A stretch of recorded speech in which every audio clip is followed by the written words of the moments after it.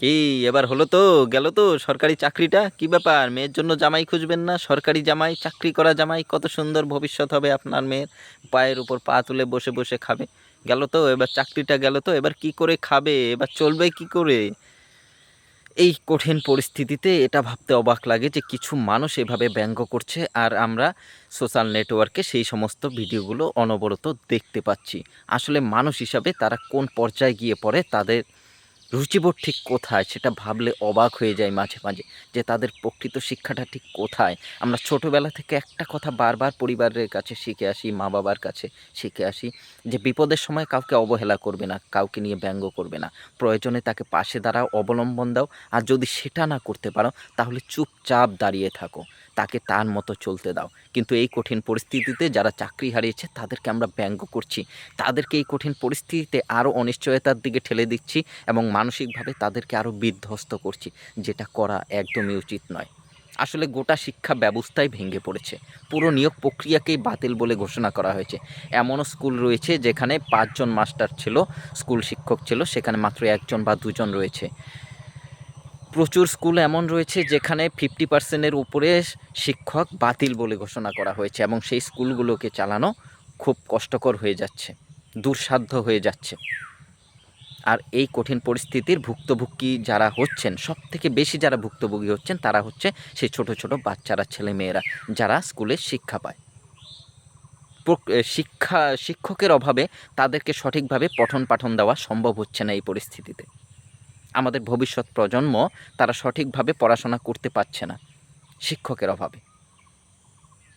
আসলে এই কঠিন পরিস্থিতির জন্য দায়ী হয়তো শিক্ষকরাও নয়, হয়তো কিছুটা শিক্ষকরা, কিছুটা রয়েছে যারা এই ব্যবস্থার সাথে যুক্ত রয়েছে। পুরো শিক্ষা ব্যবস্থাই একটা কঠিন পরিস্থিতির মধ্যে দাঁড়িয়ে রয়েছে। এর জন্য দায়ী পুরো শিক্ষা পরিকাঠামো।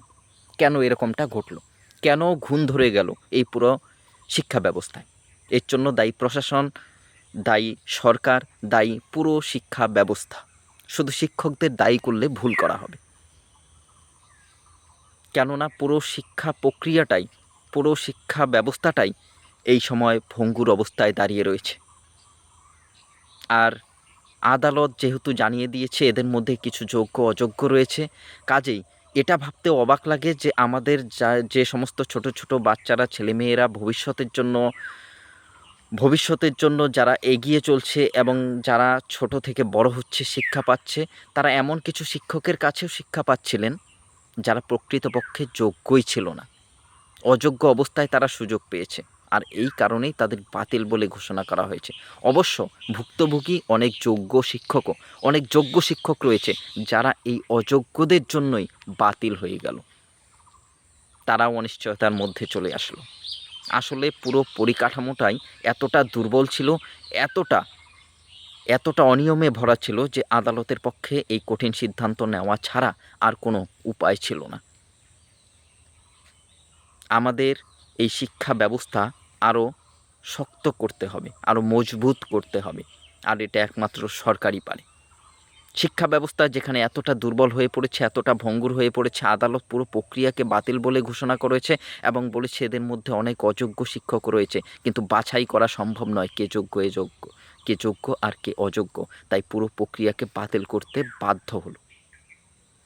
তাই ভাবতে অবাক লাগছে, যে সমস্ত ছেলেমেয়েরা স্কুলে পড়াশোনা করছিল তারা অযোগ্য কিছু শিক্ষকের কাছেও পড়াশোনা করছিল। কাজেই শিক্ষার মান তারা কতটা বজায় রাখছিল সেই সমস্ত শিক্ষকরা, সেটা নিয়ে সন্দেহ তো রয়েই যাচ্ছে। একটা শূন্য পাওয়া একজন স্টুডেন্ট যদি কোনো কারণে 100 পেয়ে, যদি কোনোভাবে দুর্নীতির সাহায্য নিয়ে 100 পেয়ে চাকরি পেয়ে থাকে, সে বাচ্চাদের কী শিক্ষা দিচ্ছিল সেটা ভাবতে অবাক লাগে। তাই পুরো প্রক্রিয়াকে যেভাবে আদালত পুরো তথ্য প্রমাণকে নিয়ে বাতিল ঘোষণা করেছে তাকে স্বাগত জানাচ্ছি, এবং আশা করছি ভবিষ্যতে এই প্রক্রিয়া অনেক স্বচ্ছতার সাথে করা হবে। নমস্কার।